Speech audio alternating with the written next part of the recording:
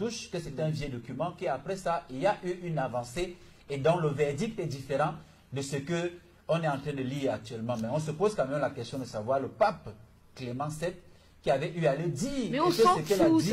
La Bible mais il n'avait pas la science aujourd'hui. À l'époque, il n'avait pas la science. Il pouvait se tromper. Voilà. Nous avons la science. Vous avez eu votre temps de parole. Attends, moi j'attends des réponses aussi. Oui, justement, je suis en train de répondre. Premièrement, il dit que quelque chose ne peut pas être, une histoire ne peut pas être bâtie sur un mythe. La première histoire, justement, à être bâtie sur un mythe, c'est le christianisme. Voilà, c'est l'histoire du christianisme 1000 fois, ça devient qui est bâtie sur un mythe. Voici une déclaration, la déclaration du pape Pie XII en 1955. Il dit, la question de l'existence de Jésus relève de la foi et non de la science.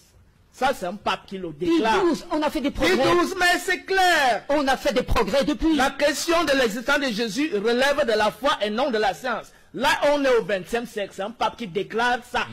C'est hier, 1957. Pie XII, ce n'était pas... Là, on n'est plus en 1357. On est maintenant en 1957. Vous reprenez ça, le pape Pie XII. Le pape Pie XII, oui, en 1955.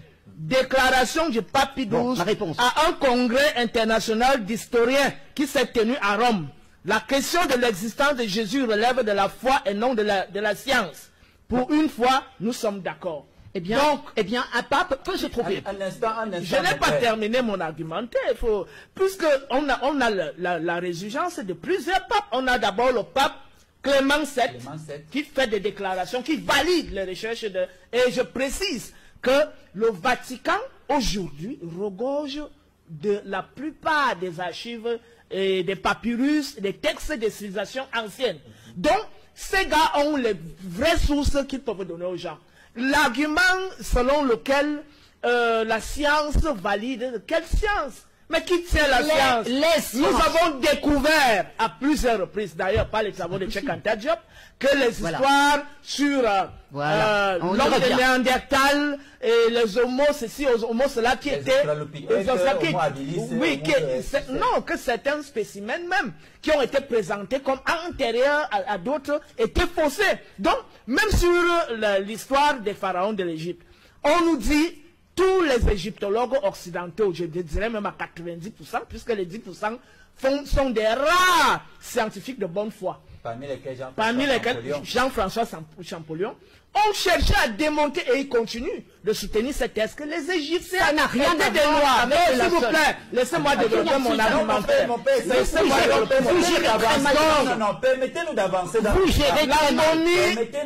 de Ramsès II, on nous déclare que non, ça a des cheveux lisses et que c'était un leucodème, c'est-à-dire un blanc. Et nous ramène à malheureusement, c'est toujours la science qui parle. Ça dit pour montrer l'imposture et l'idéologie de la science dite occidentale. Parce que plus tard, justement, un fragment de la peau de Ramsès II a été démontré au laboratoire que c'est mélanodème. Donc, vous constatez donc cette conspiration globale, même sur le plan scientifique, qui vise à asseoir des mensonges et des illusions. Je précise que le christianisme, le mensonge chrétien a été construit pendant plus de 2000 ans. Pour avoir une bonne consistance, il a fallu une construction de plus de 2000 ans. Et les thèses les plus crédibles qui nous parleraient du christianisme, ce ne sont pas les thèses défendues par l'Église aujourd'hui.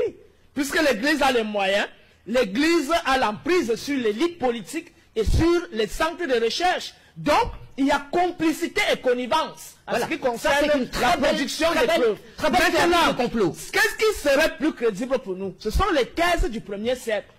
Entre le 1er siècle et le 5e siècle. Ce sont les thèses les plus crédibles. Pourquoi? Parce que c'est plus proche de l'histoire. Et c'est sur la base de ces thèses que la fiabilité scientifique et même littéraire et historique est beaucoup plus assise. Donc tout ce qui est développé à partir de 1800, depuis l'hégémonie occidentale, je précise bien, avec la période de la Renaissance, il y a une réécriture de l'histoire. Les gars ont réécrit l'histoire de l'humanité.